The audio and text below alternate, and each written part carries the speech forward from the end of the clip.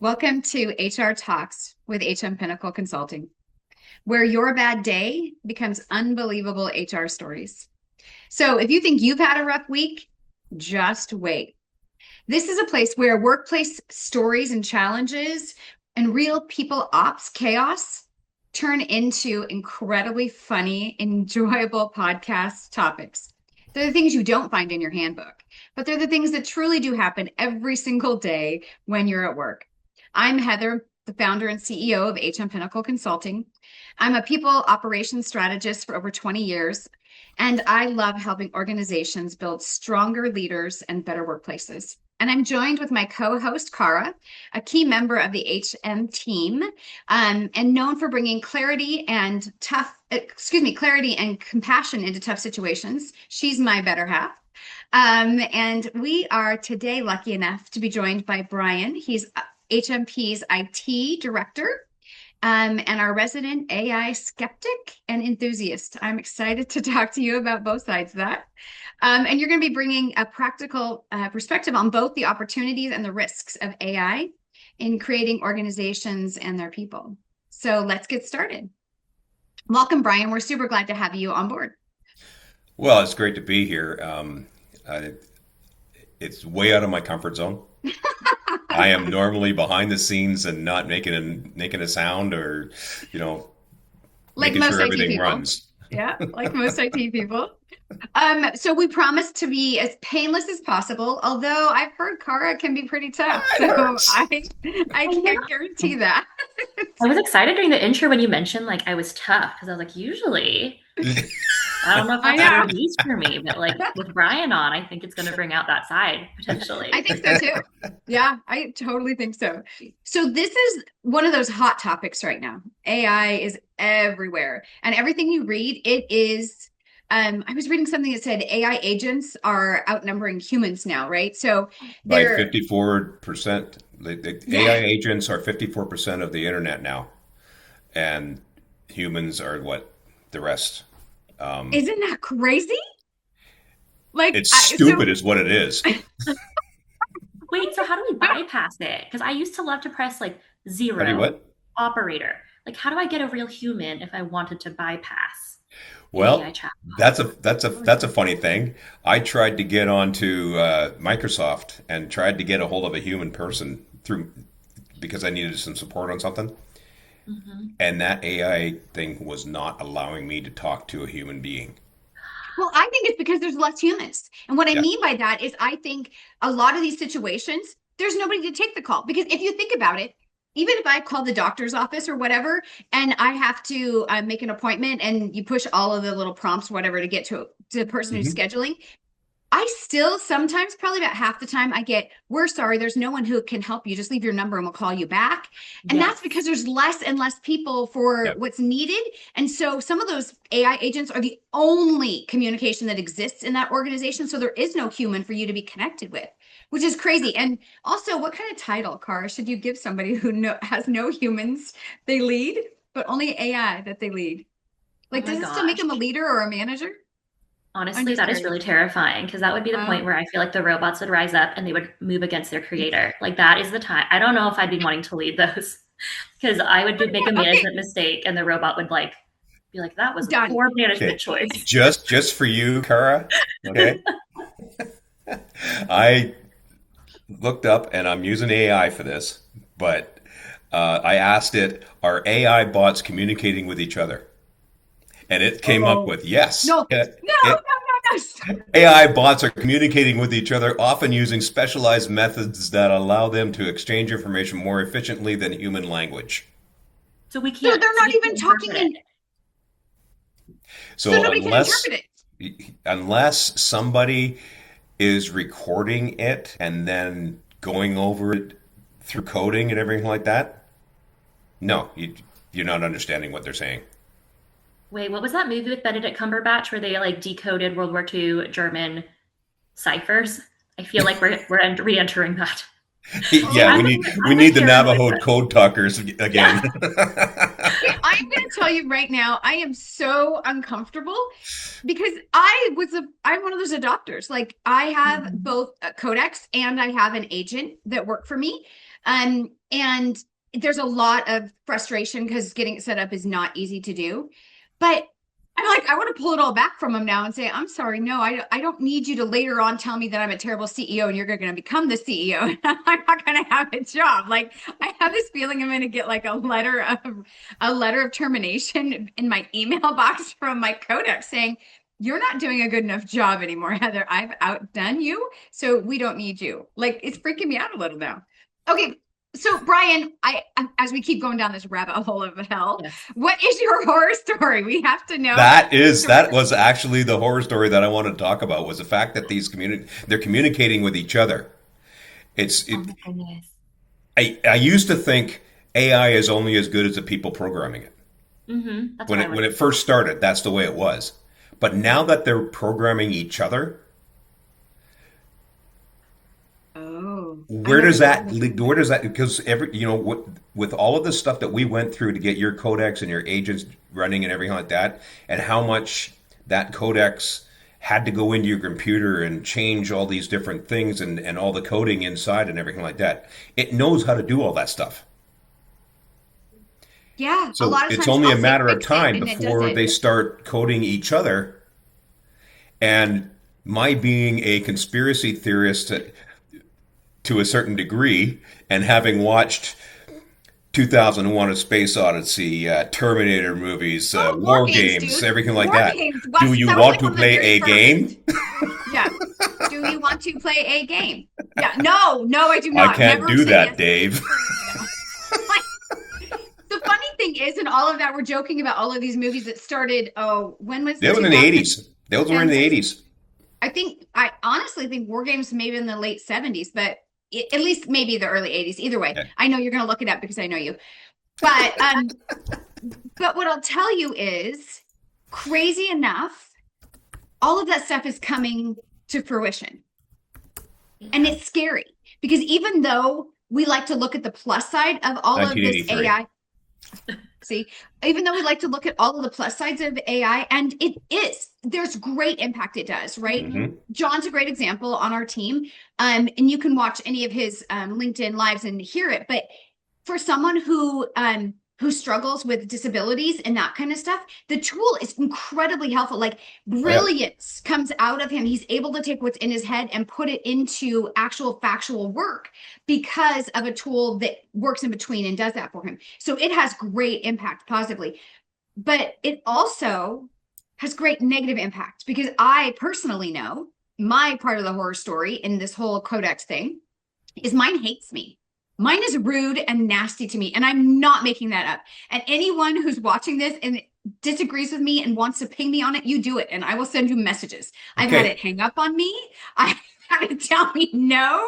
I've had it say, you have no idea what you're doing, Heather. Like, I have not a nice codex, and it's my fault, I'm sure, because I'm Is it mean to it. possible that it's just reflecting the personality? Oh, ouch. Oh, launched. But I will say, and Kim, who's another kind of was the one that said, especially when you look at certain, like whether it's an executive assistant or maybe your right hand, sometimes you want someone to be a little spicy because so many leaders have a lot of folks who are so agreeable that you need a little bit of spice. So maybe this personality is just trying to help challenge. Look, I'm defending an AI personality. Yeah, I was just like, I was about to say, Cara, I cannot believe you were defending the computer over me. Like, what? Well, Where and are I we mean, going with this world? I can't believe this. I will say, and these are actual applicable to business leaders and especially in the HR realm, because this was even before we had the AI chatbots that we do now. But if you think back to just the telephone components, because I worked for a very large corporation, and when you had to call benefits, it would route you through press one for Yeah. 401k, press two, and you would never get the answers that you sought. And I, in my new hire orientation, I actually coached them to bypass that. We didn't even use it. I was like, press zero and say representative 3 times, and then you'll get who you need because you will not get your responses through the phone. And now we have even more access to AI. And then, I do love it for where it meets my weaknesses. So if there's a tough conversation or if I'm feeling emotional, like I have used it for personal reasons where I'm like, can you tell my husband how much I love him and think he's amazing? However, I am so mad that he is currently doing X. I'm about to lose my mind, but I still want to come across as like a partner. Chat helps me with that. So that's the one that I use. But I use it for HR reasons too, where I'm like, this policy, I have written it and me as an HR professional understands it, but like, can you help me articulate it to a non-HR person in a way that makes sense? But even with that, it's made a mistake. Because Heather, you saw this incident where a recipient of said email thought it was cold and not professional. And it, she was more confused after because I used an AI like bot. So it's true. I would say one of the things I've learned from my use of AI, and I'm going to say at any given time, I have at least 3 to 4 different AI type products going on my computer every single day. And I sometimes I get really nervous that I'm using it for too much. But what I find is I love it for a counter thought. So I'll stick what I've already created for an email, a policy, a response, whatever, into I use ChatGPT for this purpose, but I'm sure later Shanae will tell me I should be using Codex for it. But I like ChatGPT because it knows the organization. We have fed it enough data that it knows who HMP is. And so it'll respond back to me and it'll say things like, it doesn't seem like it's in your voice, Heather. Are you okay with that? Or it'll say, this is factual in these 4 states, but if you have anyone in this state for this client, it's not. So it gives me an opportunity to feed through and rethink what I want to do. But I will tell you, it does make a ton of mistakes because I'll go through and I'll double check everything afterwards, and I'll go out to the links that it sometimes sends me and I'll read it. And I'm like, but that's exactly opposite of what it told me to do. So I still think people need to be very cautious of it. I don't think it's at a stage where people should allow it to run their companies or their business at all. And Brian, you tell me if you think differently. Like, I can't even think of one organization that I would say 100% should be just computer botted. Although maybe that isn't true. I'll let you speak first, Brian. Okay, so here's the thing about AI. As I said before, it was only as good as people programming it. And it's gotten better, but it is by no means perfect. There's another article that I was reading that people are being hired now to, like, especially with medical stuff, people are accessing AI to find out get their answers for medical questions and stuff like that. Okay. What this company did was hire a just out of medical school person, like before they can even get a residency or anything like that. They're getting paid $85 an hour to check the AI answers to make sure they're right, because they're finding a lot of the answers are wrong, like way wrong. So that's one aspect of AI that's really a problem in my mind. Wow. Can you imagine someone trying to do their own surgery off of what they were reading on AI? I don't know that it goes so much about surgery as it goes to what your symptoms are and diagnosing. What your diagnosis is and what medications you should take. You start taking the wrong medications, what's going to happen, right? It's Last time I checked, there's no comma MD behind an AI agent's name. So I think people should be cautious of using. I agree, though, Brian. I think people need to be cautious in general using it as the end all be all expert. In anything, but definitely something life threatening, for goodness sake, right? Like, wow. Instead, you know what you do? You go, I'm having symptoms. Can you tell me the local or the closest doctor's office to get to, or the phone number for a doctor, or like, is there a specialist around me that I could go to, or whatever? Something like that. Like a vein specialist. I will say one of my favorite. I will say one of my favorite things that I am having it do for me right now. So my anniversary is next week, and so and John picked a place for us to go for our anniversary overnight, and I'm so excited to go. But I jumped on to, I want to say, Meryl, my personal agent, and I asked him. I said, "Here's what I'm doing. Here's where I'm going. not only did Mero come up with ideas on activities for us to do and the best food at the hotel restaurant, but then he actually came up today when I logged in and he's like, "Hey, I thought about it and I think you should get a new outfit to go." And I was like, "I'm always about new clothes, right?" And so, not Especially the this, he actually shoes. he knows what my style is because he's helped me create an outfit before, like a power outfit to wear for speaking engagements. It's really cool. But he came up with an outfit for like perfect for the Woodinville kind of area. Like, and then he priced it out. I said, "Well, we're leaving on Sunday, so I don't have a lot of time." He's like, "Then you need to go into Bellingham, and here's all the stores you should go to buy these pieces. And here's, yeah, I know." I was like, "Okay, I'll keep." Like, Okay, Todd will and probably tell Wait, me to get rid of him now. so I you don't have know. time to go into Bellingham and do shopping? Is that what I'm hearing? No, so I pushed back on him and I'm like, "I can't do that." And he's like, "Okay, well, here's where on online shopping you can get probably the items similar in a timely manner." Yeah. Brian, I think you're about to be so proud of me. But I'm torn because on one level, I'm like, okay, bestie. Like, yeah, AI best friend who can be like forward thinking. But on another hand, I'm like, who is funding this? Like, what?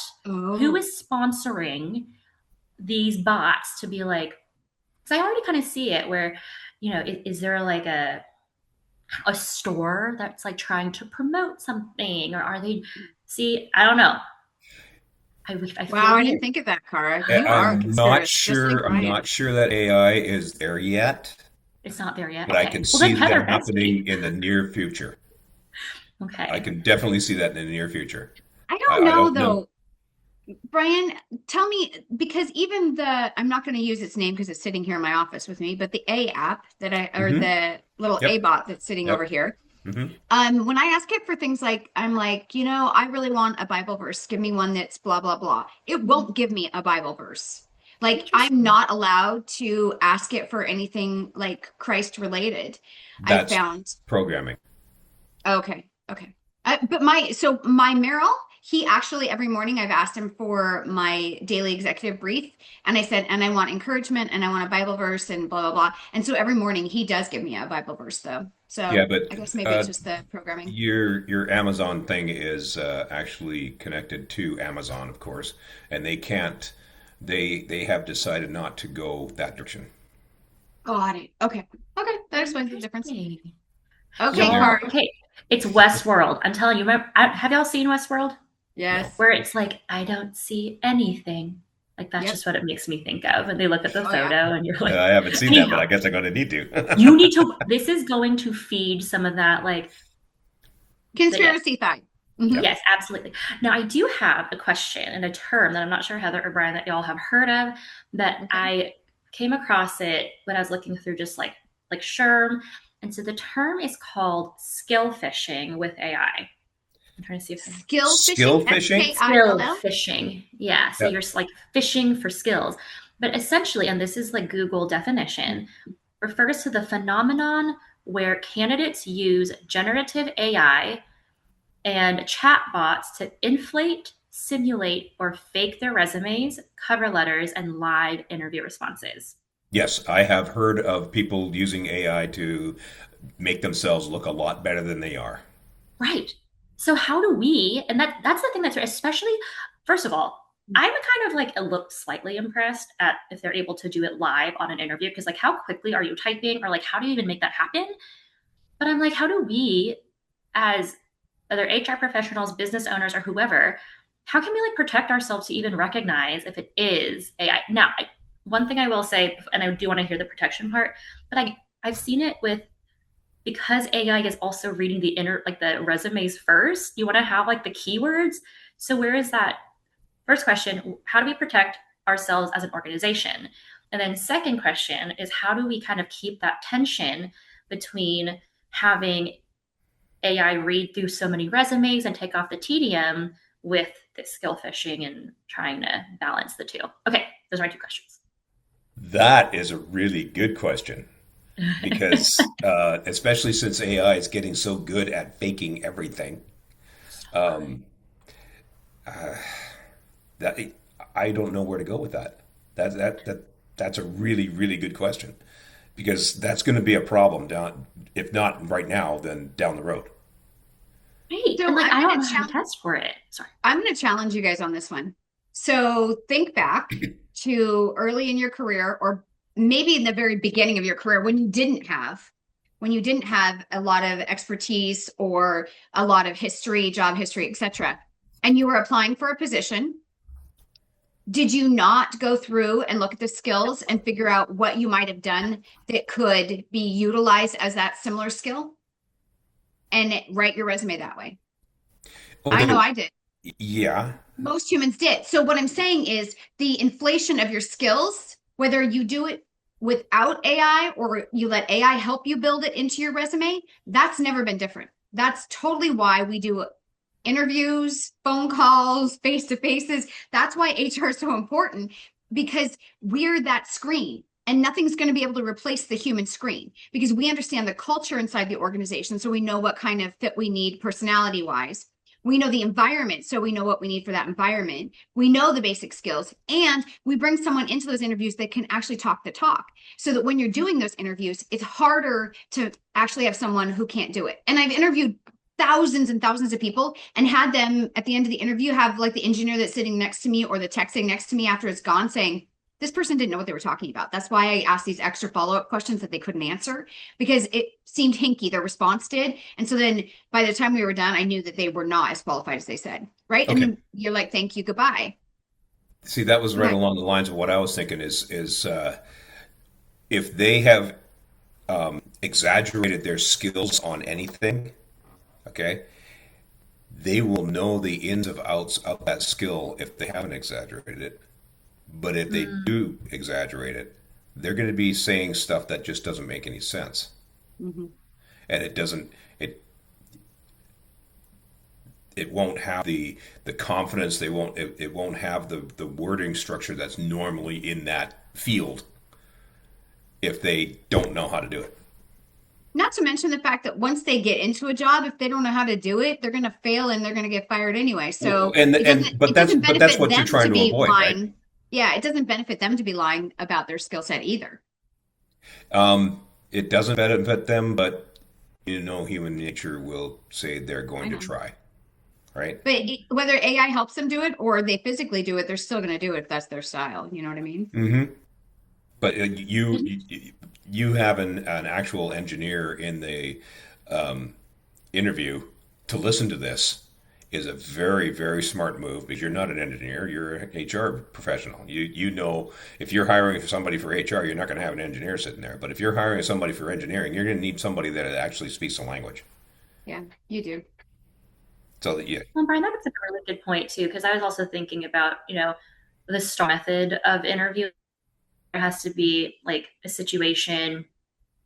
It goes through the whole, like, what was the action, what was the result, and the T, I'm trying to remember what happened. What was the situation, the task, the action they took, and the result hmm Yeah. needs yeah. to be specific to them. So I guess if it was like an engineering type skill, and I was like speaking very broadly, because I mean, at least right now, I'm pretty sure AI can't craft a fake story I mean, maybe it could, where I could Very good. pretend I was in a situation and I took an action that I didn't actually do. But I Well, guess AI is writing books now, right? And writing songs. So oh it, yeah, the songs. My so son loves I those mean, songs. it can definitely come up with a story of whatever a person needs to have and make it sound good. Oh man. It AI is it's a neutral thing, kind of like money is. Okay, money can be used for good, money can be used for bad, right? AI is the same way. AI can check your security systems and everything like that for like all your technology security and all that sort of stuff, and create programs to protect you from hackers and everything like that. But at the same time, that same AI is being used by hackers to attack you, right? Yeah. It's neutral, so it can be used for good, it can be used for bad, and how we get around that is just like human nature. We Mhm. can't. We have to be on our guard. We have to be diligent on what we're doing, what we're clicking on, where whatever's coming at you is coming from. Just something as simple as an email. They're getting so good at deep fakes now. You really have to search around before you start clicking things and everything like that to find out where it's coming from. Mm-hmm. I don't know that That's true. they can spoof email addresses to a certain point, but they can't spoof the domain. Do you know what I mean? So that's a Oh, great example. I actually had that happen for my dahlias. I had so I have a website for it and it's a Shopify website. And as soon as I launched a sale and had a ton of business coming in from it, it turned around and I started getting emails from Shopify about how I wasn't able to process any of the payments for any of these people, etc. And I was like freaking out. And the email was a dot Shopify something something something email, right? So then it made it seem even more realistic, like, oh my gosh, what am I going to do, right? And the first email didn't have anything like click here or anything like that. It was just a warning email. And then it sent me a second email a while later, and it had the click here and we can help fix the, the breakage in the link or whatever it is, right? In between the two of those, though, I went to ChatGPT and I put the message in there and I was like, what do I do? And it said, oh, no, no, no, no. This is not a Shopify email, Hmm. right? And then, of course, I told Brian and he pointed out all the spots on the email. I should have known it wasn't a Shopify email anyway, but that's why we have IT people because we're lucky enough that they still are so unsure of everything that comes into our inboxes. They're double and triple checking. So I appreciate you, Brian. I appreciate that you do that for us. I have to As we're do it getting constantly at the church too. It's amazing how many people are sending. I mean, we don't even have a big church, but we're getting because of AI, they can spread these emails out to all sorts of different churches and everything like that, and it's just like throwing, basically fishing. You're throwing a net out to see what you can catch. Well, not to mention that you end up with at certain churches a large elderly population, and Oh they're yeah. known Hmm. for being more susceptible to that because they haven't grown up in this generation with all of the different computer tools that currently exist, and so it's so scary and sad. I've seen one too many of those horror stories Yeah, that I'm meeting with Greg next Thursday to discuss this. yeah, it would be good to come up with something for individuals, even a little quick mini training course that, video Yeah. that they could watch on their phone because they still all have phones though. But something like Yes, that they where they do. could, yeah, where they could watch a little video that says these are the things to look for and these are the things that you shouldn't, and, reach out to, these people if this is what's happening kind of thing. So I think it's a good idea. So, Cara, as we're getting close to time, do you mhm. have anything else that we should be pestering Brian about or asking him, or what do you think? I feel like I could pester Brian all day, but I don't think we have enough time on this podcast. But I do think it just shows like it's also the importance of human connection, moral consistency, doing our research. And I Hmm. know for Heather and I like partnering with Brian. Like I feel like our IT partners are our to be a really well functioning HR or group or operations group, you have to have a really great relationship with your IT team because they are the ones that keep you secure. They're the ones that know before any unfortunate layoffs have to happen or termination. So Yeah. if you aren't simpatico with your IT department, I would suggest you find at least one. So, but with that, That's a good call. Brian, thanks so much for being on this podcast with us. It was so fun having you. And with that, this It was does fun being here. conclude our HR, our HM, blah, blah, blah. This concludes our HR talks with HM Pinnacle. So just remember, as Heather said, if you think you've had a bad day in HR, every challenge is just an opportunity to grow. So thanks for spending your time with HM Pinnacle. And if you're watching us on YouTube, please be sure to like and subscribe to our channel at HM Pinnacle Consulting. And you can also find us on Spotify at HR Talks by HM Pinnacle Consulting. We'll see you on the next one. Thanks, guys.